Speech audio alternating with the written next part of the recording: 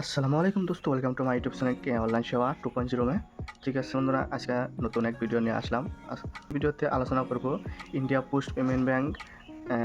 Official bank আছে দুইটা bank, যে ইন্ডিয়া পোস্ট পেমেন্ট ব্যাংক আর একটা ডাকঘর ব্যাংক।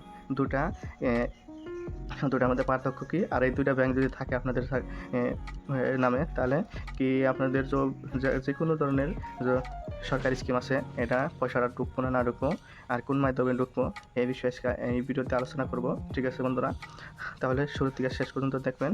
যদি ভিডিওটা ভালো লাগে লাইক করে দিবেন আর সাবস্ক্রাইব করে রাখবেন এরকম ধরনের ভিডিও দেখার জন্য। ঠিক আছে বন্ধুরা, এখানে এই পোস্ট অফিসের ব্যাংকের দুইটা যে ভাগ আছে, একটা হলো ইন্ডিয়া পোস্ট পেমেন্ট ব্যাংক আর একটা হলো ডাকঘরে ব্যাংক, সেভিং ব্যাংক। অফলাইনে যেটা খোলা হয় সেটা। ঠিক আছে বন্ধুরা, একটা আপনাদের অনলাইনে খোলা হয় যেটা হলো ইন্ডিয়া পোস্ট পেমেন্ট ব্যাংক বলে, আর একটা হলো ডাইরেক্ট ডাকঘর ব্যাংক বা সেভিং ব্যাংক ইন্ডিয়া। এটাও post office, direct post office bank, যেটা অফলাইনে খোলা হয়। ঠিক আছে, এই দুইটার মধ্যে পার্থক্য হলো, যদি অফলাইনের অ্যাকাউন্টটা যদি খোলেন আপনার সবাই, সেটা খুলবে ডাইরেক্ট পোস্ট অফিসে যায় খোলা লাগে। ঠিক আছে, আর যদি ইন্ডিয়া পোস্ট পেমেন্ট ব্যাংক যেটা, এটা হলো ডিবিটি লিঙ্কও হয়, এটা অনলাইনেও খোলা হয়। আর এই ব্যাংকটা খোলার পরে আপনাদের যে কোনো ধরনের সরকারি স্কিম এটার মধ্যে আসে ডিবিটি লিঙ্ক থ্রু। ঠিক আছে, এটা অনলাইনে করে ডিবিটি লিঙ্ক করা লাগে।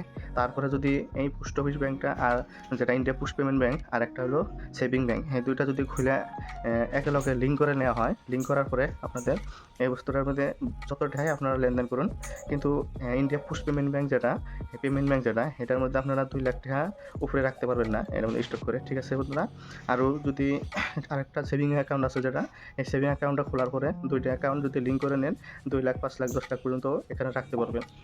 আর দুটার ইন্টারেস্টও আলাদা আলাদা আছে, দুটার মধ্যে যেমনি ইন্টারেস্ট পাবেন আপনারা সবাই। ঠিক আছে, 2% আর হলো 4%, দুটায় এখানে কমিশন হয়ে পাওয়া যায়।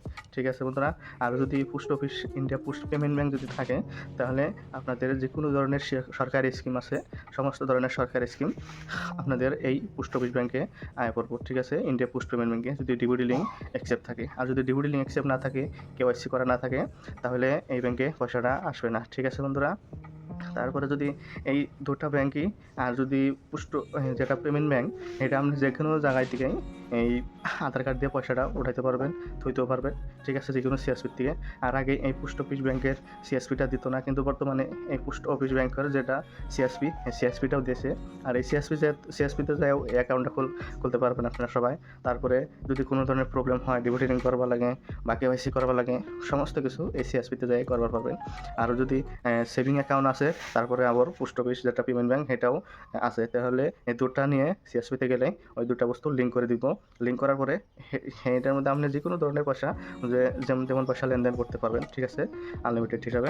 যদি বেশি পেমেন্ট ব্যাংকে পয়সা বেশি 2 লাখ টাকার উপরে হয়ে যায়, তাহলে সেই পয়সাটা ডাইরেক্ট পোস্ট অফিসের যেটা সেভিং অ্যাকাউন্ট আছে এটার মধ্যে সোয়াইপ হয়ে অটোমেটিকলি চলে যাবে। ঠিক আছে, তো গেলে সেই পয়সাটা কোনো অসুবিধা হবে না, কিন্তু সেই পয়সাটা সেটার মধ্যে থাকলে আরও বহুত ভালো থাকবো, ফ্রেশ থাকবো, বুঝছেন। কোনো ধরনের কোনো ব্লক হওয়ার চান্স থাকবো না যেটা পেমেন্ট ব্যাংক।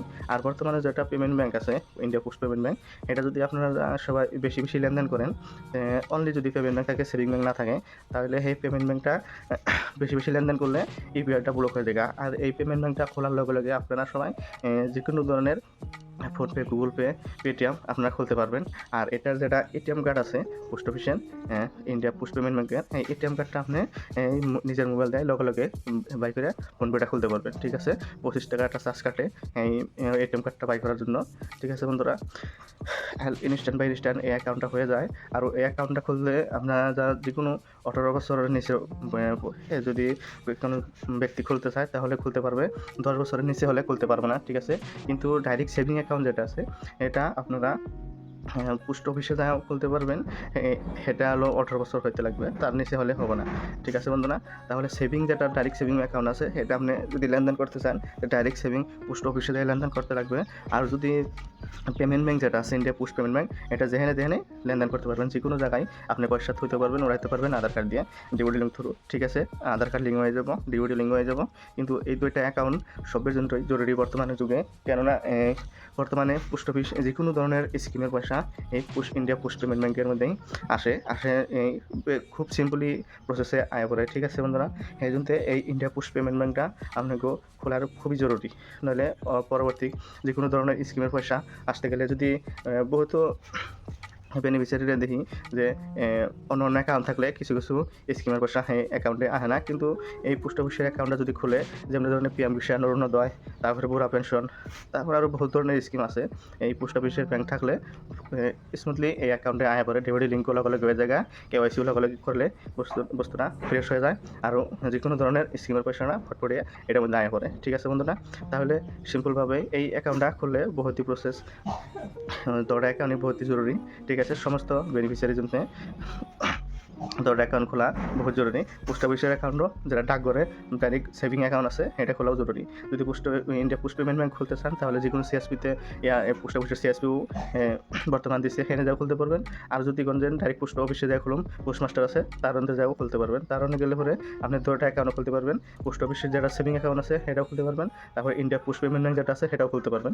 দুইটা অ্যাকাউন্ট খুললে, আর যদি যেটা ডাইরেক্ট সেভিং অ্যাকাউন্ট আছে সেই অ্যাকাউন্টের মধ্যে আপনি যে 10 লাখ, 5 লাখ, 20 লাখও এই অ্যাকাউন্টে রাখতে পারবেন, কোনো অসুবিধা হবে না। কিন্তু ইন্ডিয়া পোস্ট পেমেন্ট ব্যাংকের মধ্যে আপনি সেরকম 2 লাখ টাকা করে স্টক করে রাখতে পারবেন, তার বেশি তাতে সেটার মধ্যে রাখতে পারবেন না। আর এই ডাইরেক্ট যেটা payment bank, India post payment bank, যেটা ফোনপে চালানো যায়, সেটার মধ্যে আপনি বেশি লেনদেন করে রাখতে পারবেন না, কেননা এটা পেমেন্ট ব্যাংক, যে কোনো পেমেন্ট ব্যাংকে ওভার লিমিট থাকে না। ঠিক আছে, তো এটা আর যদি এই দুইটা যদি অ্যাকাউন্ট লিঙ্ক করে নেন, লিঙ্ক করার পরে আপনারা আইপিপি অ্যাপস আছে, এটা এই অ্যাপসটা খোলার পরে সেখানেই আপনারা দেখতে পারবেন যে আইপিপির যেটা দুইটা অ্যাকাউন্ট কত ব্যালেন্স আছে, কোনটা কয়টা ব্যালেন্স আছে, দুইটা অ্যাকাউন্ট ওই আইপিপির মধ্যে দেখতে পারবেন। যদি সেই অ্যাপটা খুললে কীভাবে খুলতে পারবেন, কীভাবে আপনারা ইউজ করতে পারবেন, যদি লাগে তাহলে কমেন্ট করবেন, আমি বস্তুটা দেখিয়ে দেবো, বুঝিয়ে দেবো ভিডিও বানিয়ে। ঠিক আছে বন্ধুরা, আরও এই দুটো অ্যাকাউন্ট খুলতে আপনাদের একটা অ্যাকাউন্টে আপনার যেটা সেভিং অ্যাকাউন্ট পোস্ট অফিসে যা খুলতে লাগে, এটা আপনারা 500 টাকা একটা দিলেই ডিপোজিট করলে পরে সেভিং অ্যাকাউন্টটা হয়ে যাবে, 1 টাকাও চার্জ কাটবে না। তো যারা ইন্ডিয়া পোস্ট পেমেন্ট ব্যাংক আছে, যারা ডিভিডি লিঙ্ক থ্রু হয়, আর যেটার মধ্যে সরকারি স্কিমের পয়সা আসে, এটা খুললে পরে আপনারা 300 টাকা একটা নেবে, অ্যাকাউন্টে ডিপোজিট করে নেবে, আরও কিবা একটা 175 টাকা কিবা পয়সা এটা চার্জ কাটবে। চার্জ কাটার পরে এটা অ্যাকাউন্টটা ফুললি অ্যাক্টিভেট হয়ে যাবে। ঠিক আছে, ডিভিডি লিঙ্কটাও লগে হয়ে যাবে।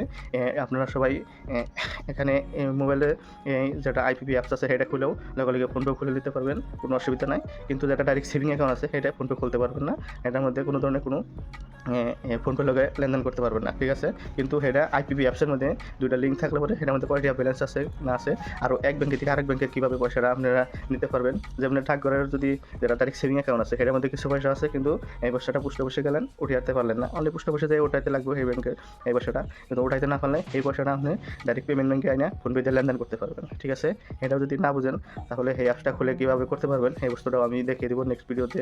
যদি ভিডিও লাগে কমেন্ট করবেন আপনারা সবাই। ঠিক আছে বন্ধুরা, আরও বহুত ধরনের এই আইপিপির বিষয়ে আমি একজন বেশি এই আইপিপির সিএসপিওয়ালা, তাহলে কোনো ধরনের কোনো ইস্যু থাকলে, কোনো ধরনের বুঝবা লাগা থাকলে কমেন্ট করবেন, আমি টক করে বুঝিয়ে দেবো আপনাদের ভিডিও বানিয়ে। ঠিক আছে বন্ধুরা, আরও যে কোনো সরকারি স্কিমের জন্য এই অ্যাকাউন্টটা বেস্ট হয়। ঠিক আছে বন্ধুরা, এটা ডাইরেক্ট বহুত ধরনের স্কিমের অপশন এখানে আছে, এখানে আমি স্ক্রিনে দেখিয়ে দেবো আপনাদের সবাইকে কী এই পোস্ট অফিসের মধ্যে কী বেনিফিশিয়ারি এখানে আসে। ঠিক আছে, আমি একটা স্ক্রিনশট দিয়ে দিব, এখানে দেখবেন বলছি এখানে অপশন দিয়ে আছে যে কোনো ধরনের স্কিমের পয়সা অ্যাকাউন্টে আসা যাবে। ঠিক আছে বন্ধুরা, তাহলে বেস্ট অ্যাকাউন্ট দুটায় আপনারা খুলতে পারবেন, খুলে দুটা অ্যাকাউন্ট খুলে রাখুন, বহুত উপকার আসবে ভবিষ্যতে। ঠিক আছে বন্ধুরা, আর বর্তমানে অ্যাকাউন্ট খুলতে বহুত দূরে যান না কেন, ডাইরেক্ট পোস্ট অফিসে গেলে পরেই খুলতে পারবেন, বা সিএসপিতে গেলে পরে খুলতে পারবেন। এই পোস্ট অফিস দুটা, যেটা পেমেন্ট ব্যাংক, যেটা ডাকঘরের ব্যাংক, দুটাই খুলতে পারবেন। ঠিক আছে বন্ধুরা, আরও যদি নতুন কোনো ধরনের কোনো জানকারি লাগে তাহলে প্লিজ কমেন্ট করবেন, আমি আপনাদের ভিডিও বানিয়ে দেখার জন্য, ভিডিও বানিয়ে বলে সুন্দর করে বোঝার জন্য ভিডিও বানিয়ে দিব। ঠিক আছে বন্ধুরা, তাহলে আজকে এই পর্যন্তই। যদি ভিডিওটা ভালো লাগে লাইক করে দেবেন আর সাবস্ক্রাইব করে রাখবেন, এরকম নতুন নিউজ রিলেটেড নতুন এই পোস্ট অফিসের যে কোনো ধরনের আপডেট পাওয়ার জন্য, যে কোনো ধরনের পিএম কিষাণ, অরুণোদয় বা পান কার্ড, আধার কার্ড, ভোটার কার্ড, যে কোনো ধরনের তথ্য জানার জন্য প্লিজ কমেন্ট করবেন, আর এই চ্যানেলটা সাবস্ক্রাইব করে রাখবেন নতুন আপডেট পাওয়ার জন্য। ঠিক আছে বন্ধুরা, আজকে এই পর্যন্তই। আসসালামু আলাইকুম বন্ধুরা।